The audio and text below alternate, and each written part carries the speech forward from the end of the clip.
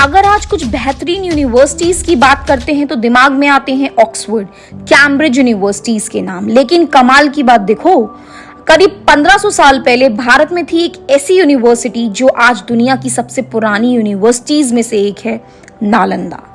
Nalanda university, Rajgir, Bihar. ये भारत का गर्व है, भारत की हिस्ट्री है जो फाइनली वापस आ चुकी है। नालंदा यूनिवर्सिटी का नया कैंपस फाइनली बन चुका है।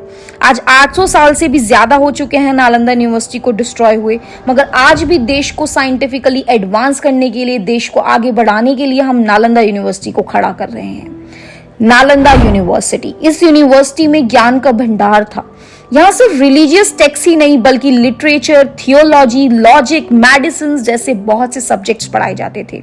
ऐसा कहा जाता है कि इसकी 9 मंजिला लाइब्रेरी में लाख 2 लाख नहीं बल्कि 90 लाख बुक्स एंड मैन्युस्क्रिप्ट्स थी। ये यूनिवर्सिटी 700 सालों तक दुनिया को पढ़ाती रही। दुनिया भर से, चाइना से, तुर्की से, श्रीलंका से, इंडोनेशिया से और दूर दराज से स्टूडेंट्स यहाँ पर नॉलेज लेने के लिए आते थे। दुनिया कहती है Nalanda the university that change the world. Archaeology के अनुसार नालंदा को 5th सेंचुरी सीई में गुप्ता पीरियड में बनाया गया था और इसका और डेवलपमेंट हुआ और ये 7th सेंचुरी में विहार से महाविहार यानी सेंटर ऑफ लर्निंग या लार्ज बुद्धिस्ट मॉनेस्ट्री बन चुका था। डिफरेंट एराज में यानी अलग अलग दौर में यहाँ बहुत से महान टीचर्स ने पढ़ाया, जैसे नागा अर्जुना, बुद्ध पालिता, शांत रक्षिता और आर्यदेव। और जानते हैं स्टूडेंट्स कौन थे यहाँ? चाइनीज ट्रैवलर ह्यून सांग जैसे कई लोग जो दुनिया भर से यहाँ पढ़ने आते थे।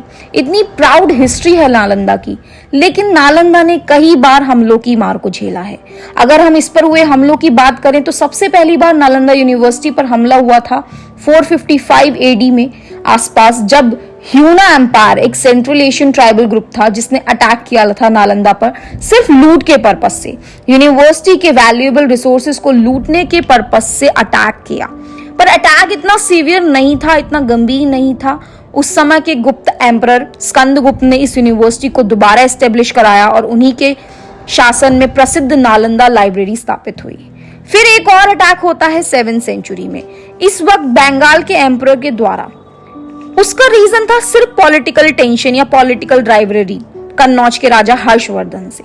पर जब भी डिस्ट्रक्शन इतना सीवियर नहीं था, यूनिवर्सिटी फिर से खड़ी हुई और अपनी ग्लोबल लेगेसी को मेंटेन रखा।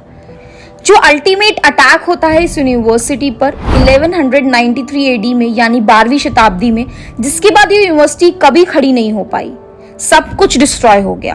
वो अटैक किया था बख्तियार खिलजी ने, जो एक जनरल था कुतुबुद्दीन ऐबक के अंडर। अगर हम फैक्ट्स को देखें तो कहते हैं 90 लाख बुक्स एंड मैन्युस्क्रिप्ट्स को जला दिया। माना जाता है कि इसकी लाइब्रेरी 3 महीनों तक जलती रही थी। नालंदा यूनिवर्सिटी का जलना इतनी बड़ी ट्रेजेडी थी कि 800 से ज्यादा साल लग गए हमें इसे रिकंसिडर करने में। साल 2006 में डॉक्टर एपीजे अब्दुल कलाम ने कहा कि क्यों ना बिहार में एंशिएंट नालंदा यूनिवर्सिटी के बिल्कुल बराबर में या साथ में मॉडर्न यूनिवर्सिटी बनाएं, फिर से नालंदा यूनिवर्सिटी को रीस्टैब्लिश करें, दुनिया भर के स्टूडेंट्स को इनवाइट करें, एक नई शुरुआत करें।